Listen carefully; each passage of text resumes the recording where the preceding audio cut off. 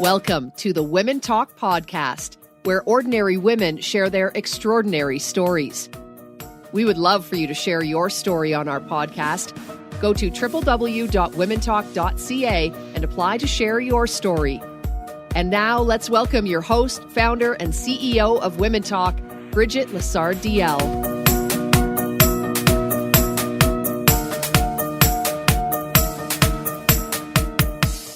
Canadian author and songwriter Colleen talks about why she had a burning desire to write her story in her memoir, In Hell. In her book, she shares with readers her escape from a significant other with a narcissistic personality disorder and mental illness. Here is her story of what writing her book was like for her and her family. I had this amazing story. It was kind of eating me up inside, and I was wondering why my life was just amazing, but I wasn't really enjoying it. I had this story that I was denying and too afraid to share. It was eating me up inside. I knew it was a good story. You know, I like books, and this story held the recipe for a thriller of escape and empowering other people who are trapped in unhealthy love and an unhealthy relationship. I didn't realize how much of a strong story I had until I started writing it. As a singer-songwriter, I had these gifts and talents, and at the time, I couldn't use my singing as much due to a bit of an injury, but I thought, I have a writing talent. I can start writing, and maybe by getting this out of my body, I could let it go, start healing, because it was so long gone, but it wasn't at the same time. I processed a lot as I relived every moment of being a spouse to a narcissistic, mentally ill man I could not help no matter what I did. I shook my head with disbelief with every chapter I wrote, because I thought, that was me? I lived through that for real? And that realization was so bizarre and transformational at the same time. It stirred up things I pushed away because you told, the past is the past, let it go, get over it. But for some reason, it wasn't getting over me. There was grief I pushed aside, loss, anger, manipulation, deprivation, sadness, fear, revenge, crazy laughter. Not the fun laughter, but just crazy, holy beep. I went through that. And I was physically ill as I purged the story. I cried, I screamed, I ran a few extra kilometers, I did a lot of yard work, I rode a horse I shouldn't have ridden. It got thrown onto my noggin just because I wanted to just purge the story. And I talked and talked with my children and my partner to get it out. Something had to get it out. And all the while, they heard me. They kept me sane and on my feet, shaking their heads at the story that was coming out of my mouth that I couldn't barely believe, never mind them. I went from suddenly having nothing, where literally everything, my sanity, my person, my talent, even my children were stripped from my life. I went from that to living an amazing, love-filled love life with my children, a highly resonating partner in a beautiful home. I pinch my husband a lot. We wake up every day so happy. And I think, how did I get from there to here? I look back at this past, and I feel like it's an entirely different time. And it was. I was sick for fear I would be dishonoring my present life and possibly hurting someone on the other side of mental illness or the ones who were mentally ill. But I knew that it was stuck inside me for a reason, and it was begging to be released. And as soon as I discovered that by bearing it, I would be doing the best thing ever. It highlighted my present life. It made it more visible to me and more tangible and less imaginary. It released my children from unspoken emotions and imprints that they were experiencing and kept hidden in there. They couldn't process all this information that they felt as children but couldn't put the words to. But it healed them and empowered them deep down. And they saw their mother strong and rising above this. Bearing my story in service to help others. And to help others not just, find their own brave to write their story, but to find their courage to escape an unhealthy life they had no words for, only knowing deep down that this wasn't healthy. Perhaps by telling that story, they could find their courage. They could see themselves in a happier life. And it allowed me to let go. And it allowed me to finally blossom. And bearing that story with pure honesty, not holding back, allowed both sides of mental illness to feel the other side of mental illness. The ones who were ill could feel the pain of the caregivers. The caregivers could have support and feel not so alone in their imaginary trauma, thinking they're not right, they're not doing this right, they're lost, they're crazy, they're unsupportive, they feel guilty for asking for help. I wanted to shred those feelings. And to my sheer joy and delight, I have received on both sides open conversation, a new awareness, and a deeper sense of our effect on one another. When you know that you're hurting someone, or that maybe you're not seeing them, you're naturally going to want to shift. And that's what it's been doing. I was so afraid of sending someone over the edge, but I helped them find their way to the other side. You want more out of Women Talk? Sign up for our Women Talk membership today. Receive discounts at all of our live events, talk on more stages, receive free monthly webinars, or host a webinar yourself. Join this powerful sisterhood we call Women Talk. Visit womentalk.ca/membership to join at 70% off for a limited time only. Tell me a little bit more about your relationship with your ex-husband.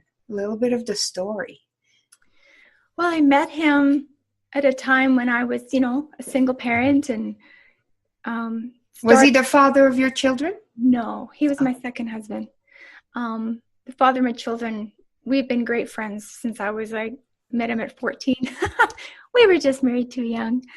But I met James when I was single with my kids, and he was an amazing spiritual man. He, great businessman. He was a volunteer, fireman, and he really introduced me to spirituality. And we started with a really good friendship that way. And then it went downhill. Yeah, it started to go downhill when he was confused between his business, his and the busy mind that it allowed him to have, and alcoholism and addiction. When did you know it was a mental illness? Did you know, like, how did you get to that point to say he was mentally ill? It was many years. It was almost to the point before I left him. It was maybe a year before I could get away. We knew that he had some addiction problems. He was 5 years sober when we met, but he was also very stressed with his business. And it was when we sold the business that his mind was no longer really being busy and occupied. And that's when things started to really shift. I had no idea what we were dealing with. I had no idea about his natural personality. And he really didn't either. He just felt really lost. He felt confused. He felt always unappreciated. He felt life was always a struggle. And it just was like anything the kids and I would try to do. It was never enough, and he'd be frustrated. And did he know he was mentally sick? He knew that something wasn't right, and he wanted to be better. And when he made steps, like he honestly made steps to find some peace and to find some sort of answer. And when he did get help, and many people did come to him to offer him help, he would accept it and try it and then come home and say it was full of garbage. If you had to give one piece of advice to a woman that's in a marriage with a man that might be mentally sick, what would it be? When they're not sure, like you're at the beginning, you see there's something not quite right. Where do they go? What should they do? What do you think? I think one of the biggest things I never listened to were the people around me. And if I could go back and listen to the things that my friends and close family were trying to tell me, even subtly, even if it was something I didn't want to hear, I would take a closer look at that and talk to them more and ask them why. Absolutely. Yeah, I think sometimes, we shut out the things we don't want to hear. Mm-hmm. And I think you're right. I think listening to the people around us, even sometimes if we think we may not agree with it, they see things we can't see, because when we're in it, it's pretty hard. Exactly. So you wrote a book. I did. And it is called In Hell. Mm-hmm. And is the book, is it the whole story? What is the book about? The book is about the last 9 months of our life together. It was the experience that I needed to finally break free, and the most important and vital time, my break free time. What was the hardest thing about writing the book? What my children would think, bringing it all back up. And what did they think? At first they were like, why do you need to bring that up, Mom? And now they think, oh my God, you answered so many questions we had. Like, yes, they were letting it all go, but they also carried emotion with them and imprints with them. And this filled in the void.